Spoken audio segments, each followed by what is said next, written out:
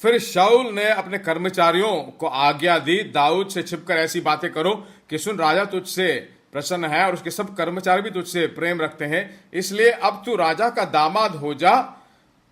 तब शाऊल ने के कर्मचारियों ने दाऊद से ऐसी बातें कही। तब दाऊद ने कहा, मैं तो निर्धन और तुच्छ मनुष्य हूं, फिर क्या तुम्हारी दृष्टि में, देखिए कहता है कि मैं निर्धन और तुच्छ, वही उसकी स्थिति है, वह निर्धन और तुच्छ जाना गया व्यक्ति, दूसरों के द्वारा तुच्छ और निर्धन जाना गया था दाऊद। उसके ऊपर अभिषेक आता है। अभिषेक आने के बाद वो राजा के घर में जाता है और राजा के घर में दाऊद और योनातान मित्र हो जाते हैं, बहुत युद्धों को मारते हैं और अच्छा खाना भी दाऊद के घर वहां पर मिलता है। थोड़ा ऊपर आते ही क्या होता है कि देखिए, शैतान हर वक्त अभिषेक के विरुद्ध में है। शैतान शाऊल के ऊपर आते ही अभिषेक के विरुद्ध में काम करता है शाऊल, और योनातान के द्वारा संदेश मिलता है कि मेरा पिता तुझे मार डालेगा, और यहूदा जंगल में भाग जाता है, जीवन को बचाने के लिए भागता है, क्योंकि वो एक जगह रह नहीं सकता, क्योंकि इसको खोजकर इसको मार डालने के लिए पूरी सेना को उपयोग करता है। इस एक व्यक्ति के लिए पूरी सेना को उपयोग किया जाता है, और वो खुद कहता है कि मेरा और मृत्यु का 1 गज दूर था। एक जगह में रहता है, सिकलाग नामक जगह में रहता है, अपने बीवी बच्चों को छोड़कर, क्योंकि वह एक जगह नहीं रह सकता, क्योंकि वह अपनी बीवी बच्चों के साथ रहे तो मार डालेगा, तो उनको एक जगह में छोड़कर दूसरी जगह चला जाता है। अगले दिन आता है तो पूरा गांव जला हुआ होता है, पूरा गांव जला हुआ होता है। बच्चे कहां गए, बीवियां कहां गई, पता नहीं, किसने जलाया वो भी नहीं मालूम। हमको बताया गया कि अमलेकियों ने जलाया, पर उसको नहीं मालूम था कहां जलाया गया, किसने जलाया, बच्चे कहां गए, संपत्ति कहां गई, कुछ भी नहीं मालूम। 600 लोग जो उसके साथ थे रो रहे। वो रोने मतलब बच्चे नहीं बल्कि युद्धवीर थे, शेर की गुफा में जाकर शेर को फाड़ने वाले लोग थे वो। 600 लोग रो रहे हैं और आंसू भाग कर कह रहे हैं तेरे कारण समस्या है। मनुष्यों को कभी भरोसा मत कीजिए।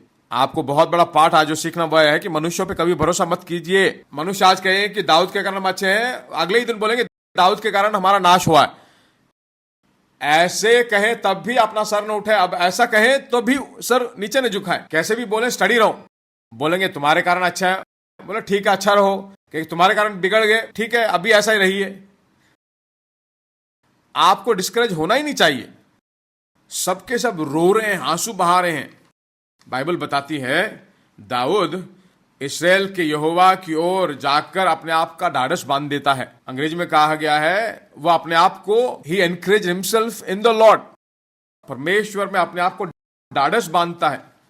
एक राजा हो तो ऐसा ही होना चाहिए। आप कौन हो, हाँ कभी चिंता मत कीजिए, चिंता मत कीजिए, परमेश्वर आपको आशीष देगा। नहीं, आपको अपने आप को उत्साहित करना है। 600 लोग नहीं बल्कि आप राजा हो। पास्टर तसल्ली में 2 शब्द नहीं, आप ही को आपके कहना है। आपको कोई नहीं कह सकता। आपको देखकर कहना चाहिए कि आप राजा हो, क्यों इतना निराश हो। हाँ ऐसे आपको कहना चाहिए, आंसू नहीं बना चाहिए, चिंता नहीं करना चाहिए। कोई आपको देख कर है कि क्यों तुम्हारा मुंह उतरा हुआ है, तुम राजा हो। तुम्हें देखकर किसी को नहीं कहना चाहिए कि तुम्हारे कारण में तुम राजा हो। भाई राजा को कैसा होना चाहिए, अपने आप को ढाढ़स बांधना हुआ और परमेश्वर को खोजने वाला होना चाहिए। दूसरे ने क्या किया है, परमेश्वर से पूछता है। वही राजा का गुण है, वह उस परम छाया के अंदर जाकर पूछता है, वहीं पर वास करता है, किसी की चिंता नहीं करता है। उस वक्त मन क्या कहेगा, बच्चे कहां गए, संपत्ति कहां गई, बीवी बच्चे कहां गए, मन में हजारों प्रश्न होंगे, किसने जलाया किसने मारा कुछ नहीं मालूम। ऐसे स्थिति में जो है भजन संहिता 42 लिखता है 10वां वचन, मेरे सताने वाले जो मेरी निंदा करते हैं मानो उससे मेरी हड्डियां चूर चूर होती हैं। सब गए तो क्या बोलेंगे, दाऊद को परमेश्वर उसने अभिषेक किया, राजा बनाया, बीवी बच्चे भी उसको छोड़कर चले गए। देखिए अकेला खड़ा है, गली में खड़ा है, सुनते वक्त कैसा दिखेगा, बहुत दुख होगा ना। क्योंकि परमेश्वर कहाँ, अभिषेक कहाँ है, राजा कहाँ है, चूर चूर चुभ रहा है। हे मेरे प्राण तू क्यों गिरा जाता है, तू ही अंदर अंदर क्यों व्याकुल होता है। परमेश्वर भरोसा रख, क्योंकि वह मेरे मुख की चमक और मेरा परमेश्वर है।